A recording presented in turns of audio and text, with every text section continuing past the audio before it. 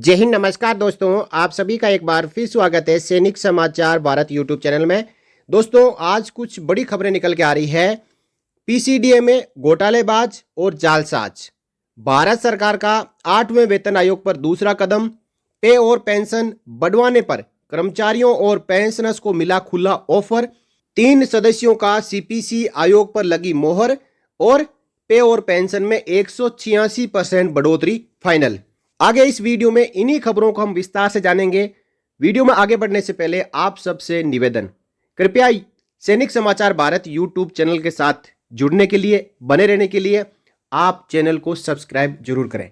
साथ ही साथ bell icon press करते हुए ऑल पे क्लिक करें ताकि जो भी आपसे जुड़ी हुई खबर इस चैनल द्वारा प्रसारित हो उसकी जानकारी आपको सबसे पहले मिले। तो सबसे पहले बात करेंगे कि पीसीडीए में धोखेबाज और घोटालेबाज कहां से आ गए। देखिए, पीसीडीए पेंशन प्रयागराज को एक इंपॉर्टेंट सर्कुलर जारी करना पड़ा और इस सर्कुलर के अनुसार पीसीडीए के संज्ञान में यह आया है कि कुछ घोटालेबाज और जालसाज अपने आप को इस कार्यालय का एजेंट प्रस्तुत करते हुए डिफेंस पेंशनर्स को उनके पेंशन से संबंधित शिकायतों के निपटारे में मदद करने के नाम पर ठगी करने का प्रयास कर रहे हैं तथा उनकी शिकायतें और भुगतान संशोधन करवाने का आश्वासन दे रहे हैं। वो कह रहे हैं कि आपका जो पेंशन है उसका रिवीजन हम करवा देंगे, ओआरओपी हम दिलवा देंगे, साथ ही साथ आपकी पेंशन में कोई समस्याएं है वो दूर हम करवा देंगे और जो भुगतान है, पेमेंट है, बकाया है, उसको भी हम दिलवा देंगे। तो पीसीडी ने कहा है कि इस कार्यालय के सभी अधिकारियों, कर्मचारियों तथा इस कार्यालय में संबंध सैन्य कर्मियों से अनुरोध है कि वे इस संबंध में सतर्क रहें, सावधान रहें और यदि कोई ऐसा व्यक्ति आपके संज्ञान में आता है तो तुरंत इस कार्यालय के विजिलेंस ऑफिसर को सूचित करें। विजिलेंस अफसर की जानकारी इस प्रकार है। उनका नाम है श्री अभिनव डूडी, जो आईडीएस है, एडिशनल सीडीए पेंशन, और उनका ऑफिस एड्रेस जो पीसीडीए का एड्रेस है वही उनका ऑफिस एड्रेस है। उनका यहाँ पे आवास का पता भी दिया है, क्वार्टर नंबर 5 है और संगम विहार आईडीएस कॉलोनी में वो रहते हैं। उनका लैंडलाइन नंबर और मोबाइल नंबर भी यहाँ पे दिया गया है जो आप यहाँ से नोट कर सकते हैं। और कभी भी आपको ऐसे ट्रोट जो जालसाज और ठग कहीं पीसीडीए के आसपास मिलते हैं, आपको भरोसा देते हैं कि हम आपका काम करवा देंगे, तो आप तुरंत इन नंबर पे कॉल कर सकते हैं। साथ ही साथ दोस्तों, मैं आपको बताना चाहता हूं कि जालसाज और भी कोई हो सकता है। जैसा कि आपको सोशल मीडिया के जरिए अनेक ऐसे प्लेटफॉर्म है, उन पे आपको कहते हैं कि आप मुझे पीपीओ की कॉपी भेजें, मैं आपकी पेंशन जो है कैलकुलेट करके आपको बताऊंगा, फिर बताऊंगा आपकी पेंशन में कोई समस्या तो नहीं है। तो ऐसे सोशल मीडिया प्लेटफॉर्म से भी आपको सावधान रहने की आवश्यकता है। आज तो आप अपनी जानकारी शेयर करके आप ये पता कर लेंगे कि आपकी पेंशन में क्या समस्या है, लेकिन आने वाले समय में जो आपने जानकारी सोशल मीडिया में शेयर की है उसके ऊपर जालसाजों और ठगों द्वारा क्या कदम उठाया जाएगा, उससे आप बच नहीं सकते। यह चैनल यानी सैनिक समाचार भारत किसी भी पेंशनर का कोई भी PPO, discharge book social media में इस चैनल के जरिए ना दिखाता है, ना प्रसारित करता है, ना ही किसी पेंशनर से कोई पीपीओ मंगवाता है।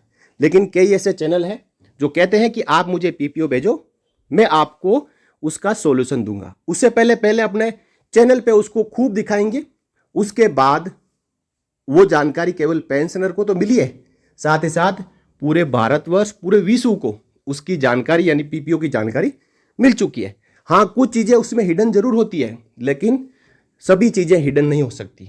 पब्लिक में आपका डेटा चला गया, फिर आपको ही फ़ोन करेंगे कि हाँ, आपके जो पेंशन है, आपके पीपीओ में ये समस्या है जिसको हम दूर करवा देंगे, और उसकी बात यहाँ पे पीसीडीए के आईडीएस कर रहे हैं, पीसीडीए पेंशन प्रयागराज कर रहा है कि कुछ जालसाज है, कुछ ठग है जो पीसीडीए के आसपास घूम रहे हैं। जैसे ही पेंशनर वहाँ जाते हैं, उनसे मिलते हैं, उनको कहते हैं कि हम आपकी समस्या दूर करवा देंगे। तो ऐसे जालसाज और ठगों से और सोशल मीडिया प्लेटफॉर्म से दूर रहें।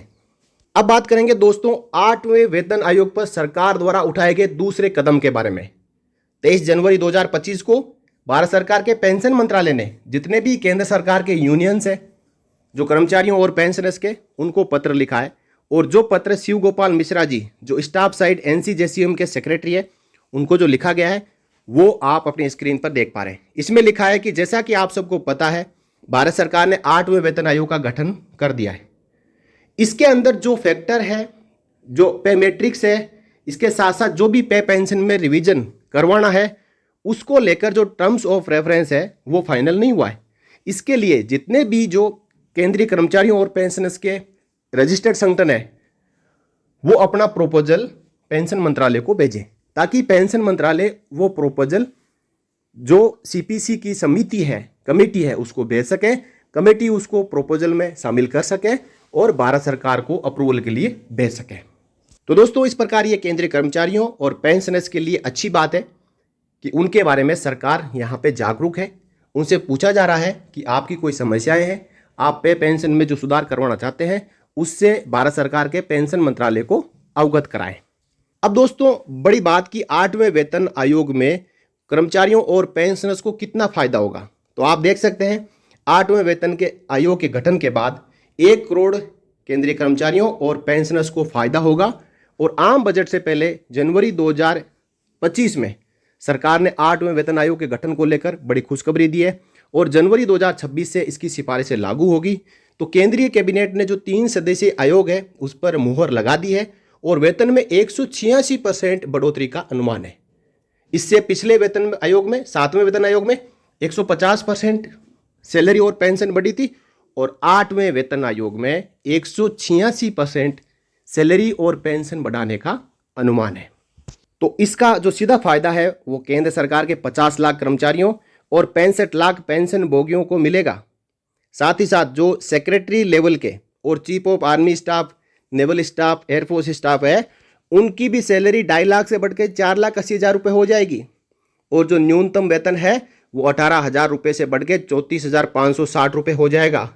तो ये एक अच्छी खबर है कि 8वां वेतन आयोग 2025 में फाइनल होगा और जनवरी 2026 से लागू हो जाएगा। कर्मचारियों और पेंशनर्स को 2026 में बड़ी सौगात मिलेगी। तो दोस्तों, आज की खबरों में इतना ही। खबरें कैसी लगी आप कमेंट करके जरूर बताइएगा। साथ ही साथ वीडियो अच्छा लगा हो लाइक करें और शेयर करें। चैनल को सब्सक्राइब करना ना भूलें। इस वीडियो में इतना ही, फिर मिलेंगे अगले वीडियो में आपसे जुड़ी हुई और जानकारियों के साथ। तब तक के लिए जय हिंद, जय Bharat, Vande Mataram. For more updates, subscribe to our channel and enjoy watching the videos.